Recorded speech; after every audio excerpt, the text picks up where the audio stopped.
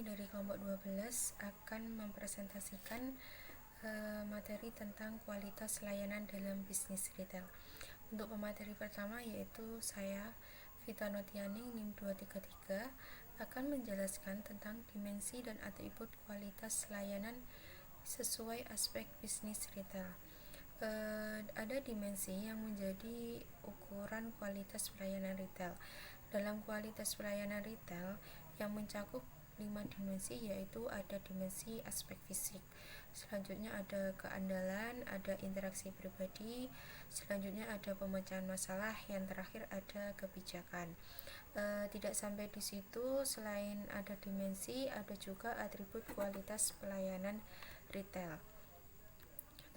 Pada bisnis retail, berdasarkan penelitian biasanya dinilai berdasarkan persepsi konsumen. Di sini kelompok kami mengambil penelitian yang dilakukan oleh Yafas tahun 1994 dengan objek konsumen di Arab Saudi.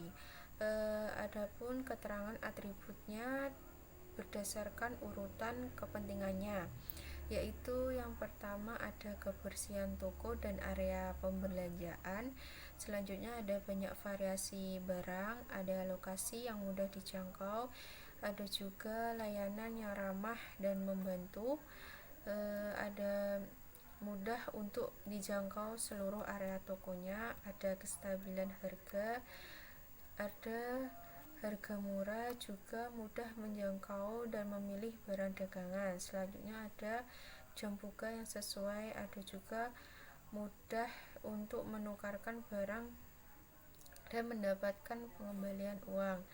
Yang terakhir ada fasilitas parkir yang luas.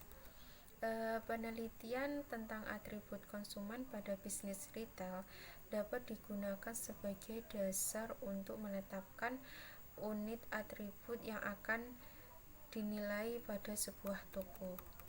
Di sini kelompok kami juga mengambil penelitian yang dilakukan oleh Subhas C. Mehta tentang dimensi dan atribut kualitas layanan bisnis retail dapat digunakan untuk melengkapi dimensi dan atribut kualitas layanan bisnis retail. Adapun dimensi dan atribut kualitas layanan penelitian Subhas C. Mehta yaitu ada layanan personal. Contohnya atributnya ada karyawan siap menanggapi permintaan, juga memberikan perhatian personal dan memberikan perhatian individual. Adapun juga dimensinya aspek fisik, ada atribut fasilitas fisik terlihat jelas, ada hal-hal yang berhubungan dengan toko juga terlihat jelas, dan peralatan dan perlengkapan yang terlihat juga modern. Tata letaknya juga mempermudah konsumen untuk menjelajahi toko. Ada juga dimensi barang dagangannya, ada atribut contohnya barang-barang tersedia ketika dibutuhkan, juga menawarkan barang dagangan yang beragam. Ada juga dimensi kepercayaan diri yang atributnya ada merasa aman ketika bertransaksi, juga menuntut transaksi dan mencatat penjualan yang bebas dari kesalahan. Yang terakhir ada dimensi parkir yang atributnya ada tempat parkir yang luas. Jadi kesimpulannya yaitu dalam pelayanan bisnis retail dengan memanfaatkan atribut serta dimensi yang berhubungan dengan konsumen, maka bisnis retail akan berjalan dengan lancar karena bisnis retail sangat berhubungan dengan dimensi bisnis retail yang digunakan untuk mengukur kepuasan konsumen, dan atribut bisnis retail yang digunakan untuk mengukur kepuasan pelayanan bisnis retail. Sekian penjelasan dimensi dan atribut kualitas layanan sesuai aspek bisnis retail dari saya. Jika ada kata yang salah, saya mohon maaf. Wassalamualaikum warahmatullahi wabarakatuh. Untuk materi selanjutnya akan dijelaskan oleh pemateri selanjutnya. Dipersilahkan. Terima kasih waktunya. Di sini saya Asfiatun Nahdiah akan menjelaskan tentang evaluasi kualitas layanan pelanggan. Kualitas pelayanan merupakan salah satu elemen penting yang menjadi pertimbangan bagi pelanggan dalam melakukan pembelian suatu produk. Menurut Pera Surman, Zeitmal, dan Berry, kualitas pelayanan merupakan penilaian atau sikap global berkenaan dengan superioritas suatu pelayanan. Definisi ini didasarkan pada 3 landasan konseptual, yaitu yang pertama, kualitas pelayanan lebih sulit dievaluasi pelanggan dibandingkan dengan kualitas barang. Yang kedua, persepsi terhadap kualitas pelayanan merupakan hasil perbandingan antara harapan pelanggan dengan kinerja aktual pelayanan.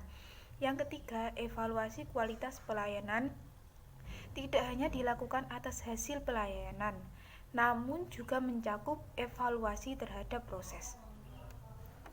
Kemudian, penelitian lanjutan tentang kualitas pelayanan dilanjutkan oleh Zeitmal yang menyatakan bahwa service quality adalah kualitas pelayanan merupakan manfaat yang dirasakan berdasarkan evaluasi konsumen atas sesuatu interaksi dibandingkan dengan manfaat yang diharapkan sebelumnya.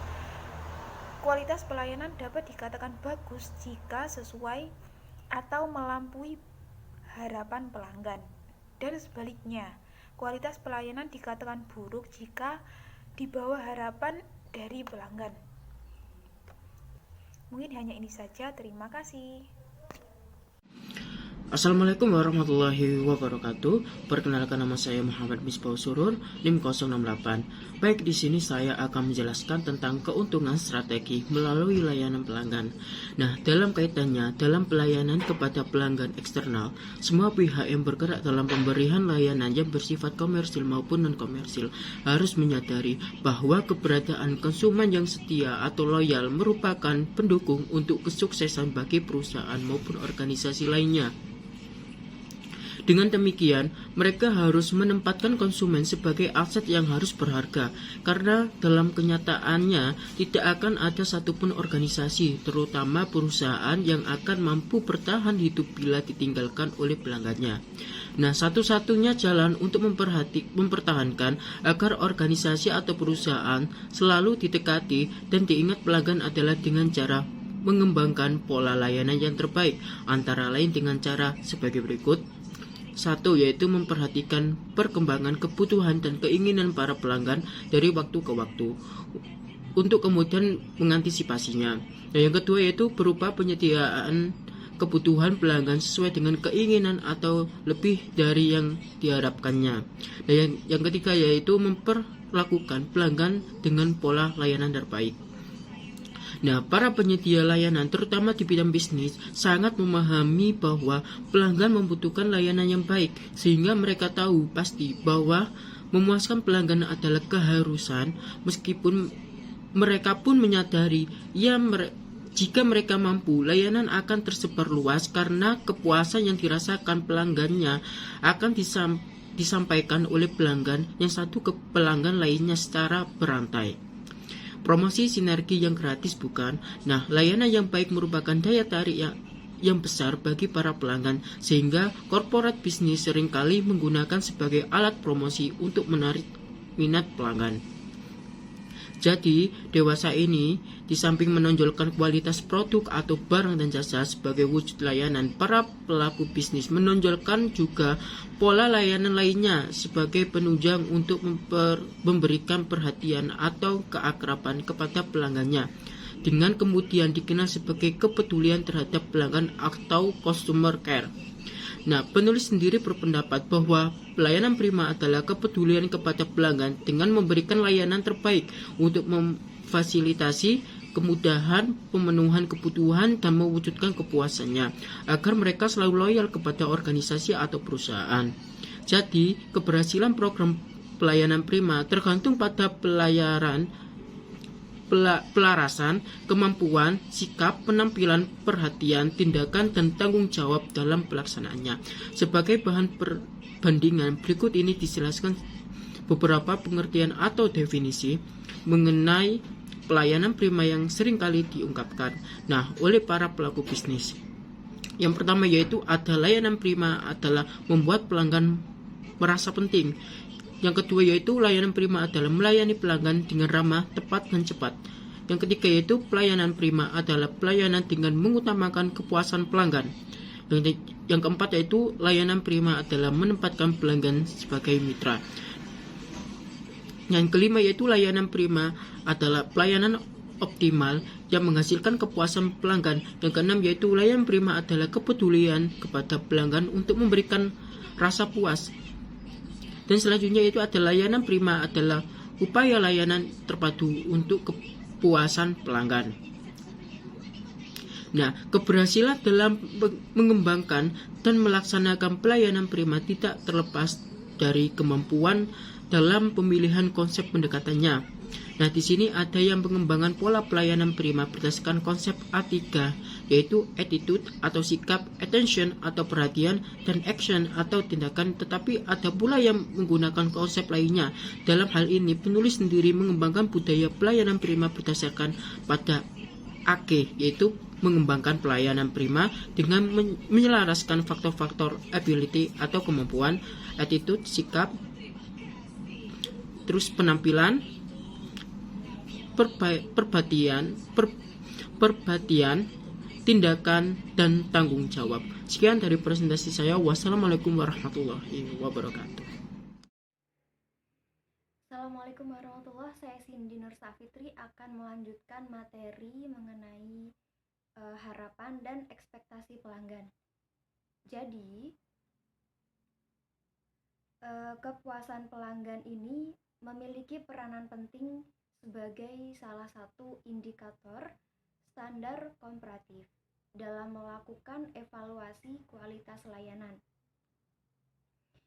Nah, secara operasionalisasi, harapan pelanggan dalam menilai suatu kualitas layanan itu merupakan hal yang kontroversial, terutama dalam hal karakteristik akan layanan yang diterima.